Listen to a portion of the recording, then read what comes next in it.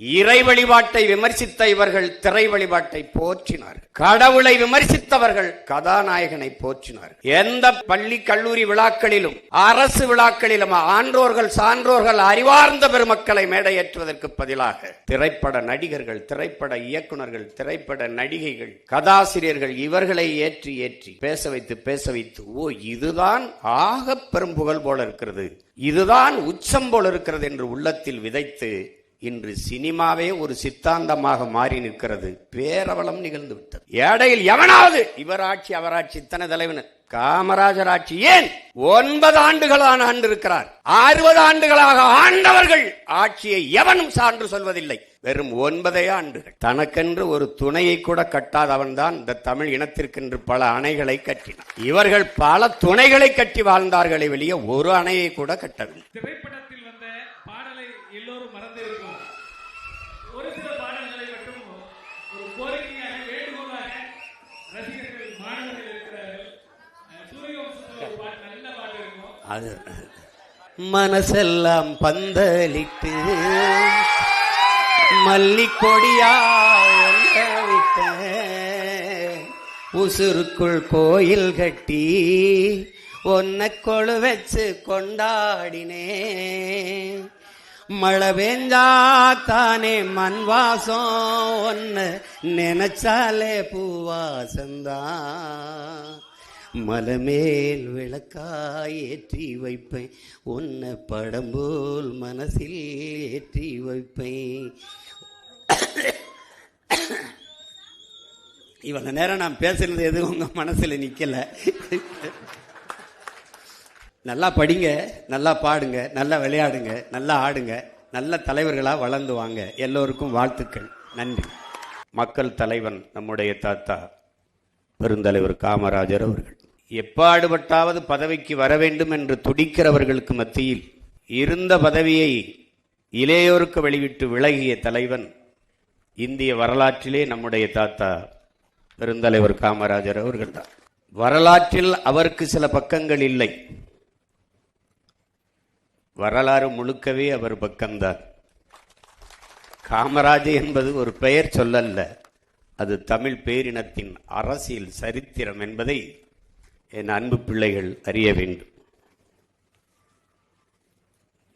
காலத்தின் கடைசி கருணை காமராஜர் என்கிறார் நம்முடைய ஐயா கவியரசு கண்ணதாசன் அவர்கள்.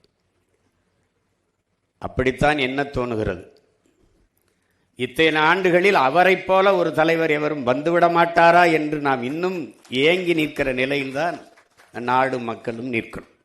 இங்கே ஒரு பேரவலம் நிகழ்ந்து விட்டது பெருமக்களே, என் அன்பு தம்பி தங்கையில அருமை பிள்ளைகளே. இங்கே மாணவர்கள் கிளர்ச்சியில், இந்தி திணிப்புக்கு எதிராக மாணவர்கள் கிளர்ச்சியில் ஏற்பட்ட அரசியல் புரட்சியில் அதிகாரத்திற்கு வந்தவர்கள் இதுபோல இன்னொரு மாணவர் கிளர்ச்சி இந்த மண்ணில் நிகழ்ந்துவிடக்கூடாது என்பதற்காக மாணவர்கள் அரசியல் பேசக்கூடாது என்று கொண்டு வந்தார். இறை வழிபாட்டை விமர்சித்த இவர்கள் திரை வழிபாட்டை போற்றினார்கள். கடவுளை விமர்சித்தவர்கள் கதாநாயகனை போற்றினார்கள். எந்த பள்ளி கல்லூரி விழாக்களிலும் அரசு விழாக்களிலும் ஆன்றோர்கள் சான்றோர்கள் அறிவார்ந்த பெருமக்களை மேடையேற்றுவதற்கு பதிலாக திரைப்பட நடிகர்கள், திரைப்பட இயக்குநர்கள், திரைப்பட நடிகைகள், கதாசிரியர்கள் இவர்களை ஏற்றி ஏற்றி பேச வைத்து ஓ இதுதான் ஆக பெரும் புகழ் போல இருக்கிறது, இதுதான் உச்சம் போல இருக்கிறது என்று உள்ளத்தில் விதைத்து இன்று சினிமாவே ஒரு சித்தாந்தமாக மாறி நிற்கிறது. பேரவலம் நிகழ்ந்து விட்டது. வரலாற்றில் தெளிவு வராத எந்த இனமும் எழுச்சி பெற முடியாது என்கிறான் லெனின். வரலாற்றை மறந்துவிட்ட ஒரு இனம் சுடுகாட்டில் இறந்து கிடக்கிற பிணம் என்கிறான் ஹோசிமின். வரலாற்றை படிக்க முடியாதவன், வரலாற்றை படிக்காதவன் வரலாற்றை படைக்கவே முடியாது என்கிறார் அம்பேத்கர். ஆனால் இந்த இனத்திற்கு வரலாறை கற்பிக்கப்படாதனால் தான் தகராறு, பிரச்சனை. எதற்காக கல்லூரியிலே பெருந்தலைவரை பற்றி, காமராஜரை பற்றி பேச வேண்டும்? காமராஜரை கற்காமல், கக்கனை கற்காமல், ஜீவானந்தம் சிங்காரவேலரை கற்காமல், முத்துராமலிங்கத்தேவருங்கம் தாத்தனை கற்காமல், செக்கிழுத்த செம்மல் நம்முடைய பாட்டன் வஉசியை படிக்காமல், அயோத்திதாசர், ரெட்டமலை சீனிவாசன் போன்ற ஆளுமைகளை, நம் தாத்தாக்களை, முன்னவர்களை படிக்காமல் எப்படி ஒரு இனம் எழுச்சி வரும், தெளிவு வரும், எப்படி வாழும்? அது வரலாற்றை கையில் எடுத்த இனங்கள் எல்லாம் உயிர்ப்போடு இருக்கிறது என்கிறார்கள். என் அன்பு பிள்ளைகளே, வீரர்களை பெற்ற இனம்தான், வீர மக்களை பெற்ற இனம்தான் வாழ்ந்திருக்கிறது. இதுதான் வரலாறுங்கும். வீரர்களை பெறாத இனம் அடிமைப்பட்டு வீழும், அழியும். அப்படி வீர மக்களை, அறிவார்ந்த, அறம் சார்ந்த, ஒழுக்கம் சார்ந்த தலைமுறையை வளர்த்தெடுத்தாமல் போனதின் தடுமாற்றம் இப்போது. இங்கே பேசிய அன்பு குழந்தை பேசினாலே குறிப்புகளோடு பேசுகிறவன் அல்ல தலைவன், குறிக்கோளோடு பேசுகிறவன் எவனோ அவனே தலைவன்.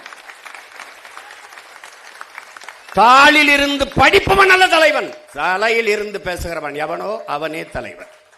இந்த நாட்டில் காமராஜரை போதிப்பதன் மூலமாக நானும் என் தாத்தன் காமராஜரை போல உண்மையும் நேர்மையுமான தூய்மையான தலைவனாக வர வேண்டும் என்று இத்தனை ஆயிரம் கூட்டத்தில் ஒருத்தனுக்கு அந்த சிந்தனை வந்தால் இந்த நிகழ்வு பெருமை அடைகிறது, புனிதம் அடைகிறது.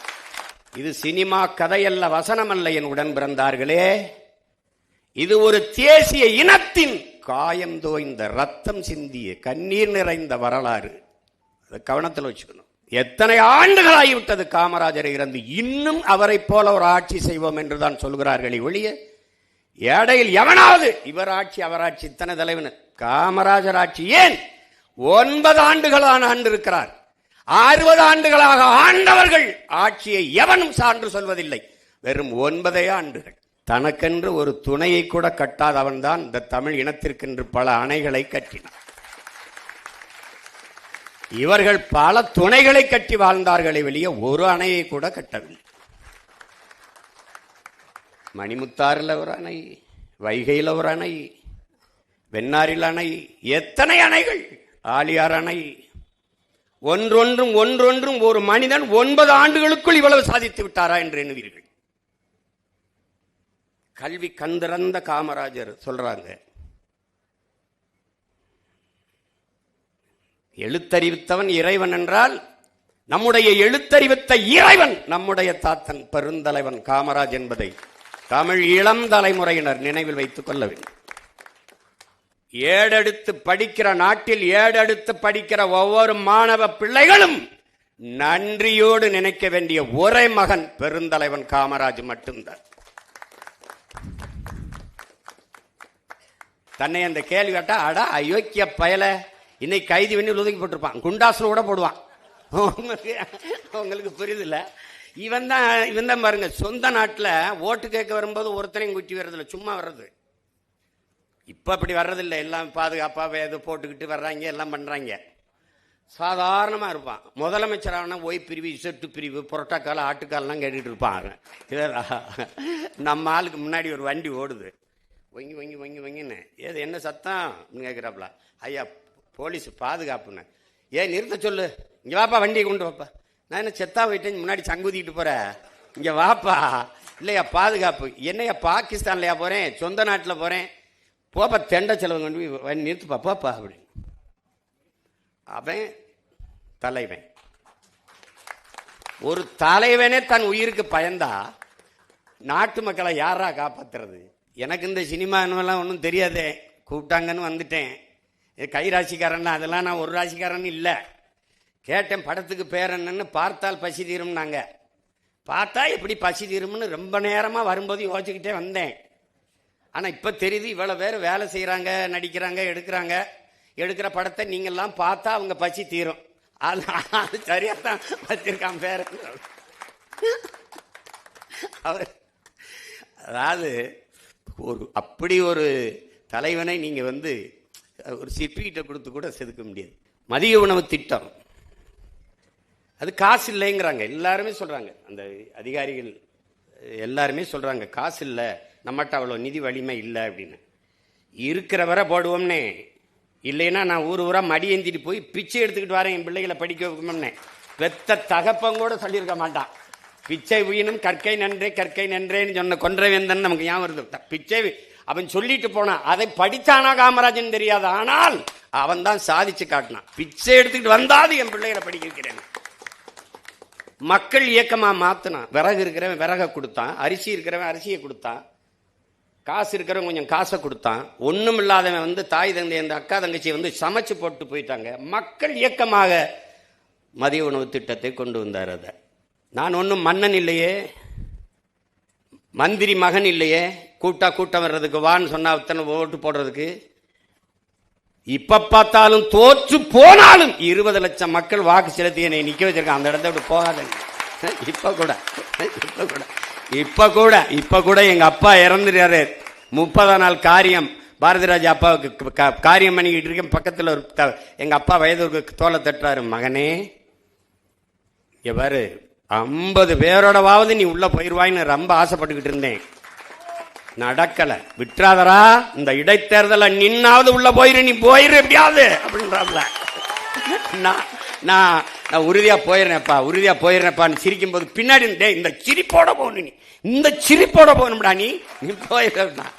அதனால சாதாரண மகன் இந்த மண்ணிலே நம்முடைய பாட்டன், வரலாற்றில் பெருமை மிக்க குறியீடா இருக்கிற பாட்டன் தீரன் சின்னமலை. அவன் மன்னன் வாரிசுலாம் கிடையாது, மந்திரிலாம் கிடையாது. விவசாய குடும்பத்தில் ஒரு மகன் வாடான்னா வந்தான் படைக்கு. அது மாதிரி என் தலைவன் மந்திரி மகனோ அது கிடையாது. வாடானா நாட்டு விடுதலைக்கு சாகன்னு வந்தான். அது மாதிரிதான் நான் வாடானம் இனத்தின் விடுதலைக்கு, மொழி விடுதலைக்கு நான் வர்றேன். அதனால என் அன்பு தம்பி தங்கைகளுக்கு சொல்லுவேன், இவங்கெல்லாம் அது எங்க ஐயா கூட பேசும்போது, ராஜாராம் ஐயா கடைசியா முடிக்கும்போது, அரசியல் பேசக்கூடாது. நம்ம பாட்டியுடைய மரணத்துக்கு காசு இல்லாம இருந்தார். அதை சொல்ல வர்றதுக்கு அரசியல் பேசக்கூடாது, அரசியல் வேண்டாம் என்பதே ஆகப்பெரிய அரசியல். அதை கவனிச்சுக்கணும். நீங்க அதை பேசாதனாலதான் இவ்வளவு பெரிய வீழ்ச்சியை நம்ம சந்திச்சிருக்கோம். அதாவது திரைப்படத்தில் வந்த பாடலை எல்லோரும் மறந்திருக்கும். ஒரு சில பாடல்களை மட்டும் ஒரு கோரிக்கையாக, வேண்டுகோளாக ரசிகர்கள், மாணவர்கள் இருக்கிறார்கள். சூரியவம்சத்தில் ஒரு பாட்டு, நல்ல பாட்டு இருக்கும். அது மனசெல்லாம் பந்தலிட்டு மல்லிக்கொடியா விட்ட, உசுருக்குள் கோயில் கட்டி ஒன்ன கொழு வச்சு கொண்டாடினே, மழை பெஞ்சா தானே மண் வாசம், ஒன்னு நினைச்சாலே பூவாசந்தான், மலமேல் விளக்காய் ஏற்றி வைப்பேன், உன்னை படம் போல் மனசில் ஏற்றி வைப்பேன்.